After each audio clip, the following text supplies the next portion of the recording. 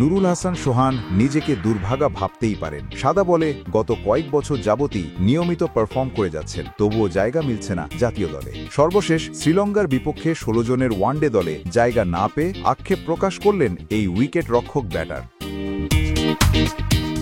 বিগত ২ বছর ঘরোয়া ক্রিকেটে নিয়মিত পারফর্ম করে সোহান ভেবেছিলেন এবার হয়তো জায়গা মিলবে জাতীয় দলে, কিন্তু সেটা আর হল না। অবশ্য সোহানকে দলে না নেওয়ার সত্যিকার অর্থে কোনো যৌক্তিক ব্যাখ্যা দিতে পারেননি প্রধান নির্বাচক গাজী আশরাফ হোসেন লিপু। তিনি বলেন, সোহানের আঙুলে ব্যথা ছিল প্রায় ১ বছর, ওই সময়টা সে কারণেই বাইরে ছিল, আর এবার তাকে নেওয়া সম্ভব হয়নি কারণ দলে ২ জন উইকেট রক্ষক কাম ব্যাটার রয়েছেন।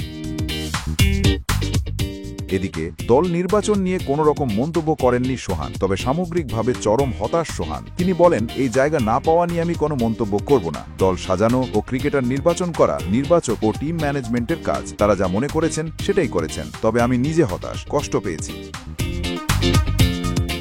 সোহান আক্ষেপের সুরে বলেন, বারবার মনে হয়েছে জাতীয় দলে যদি চান্স না পাই তাহলে খেলে লাভ কি? আমি তো আসলে দেশের হয়ে খেলতে চাই, সেটাই মূল লক্ষ্য। ক্লাব ও ফ্র্যাঞ্চাইজি ক্রিকেট খেলে ক্যারিয়ার শেষ করার কোনো ইচ্ছে বা লক্ষ্য নেই। আমি চাই নিজের মেধা, যোগ্যতা আর সামর্থ্যের সবটুকু আমার দেশ ও জাতীয় দলকে দেওয়া। তা যদি না পারি তাহলে খেলে কি লাভ?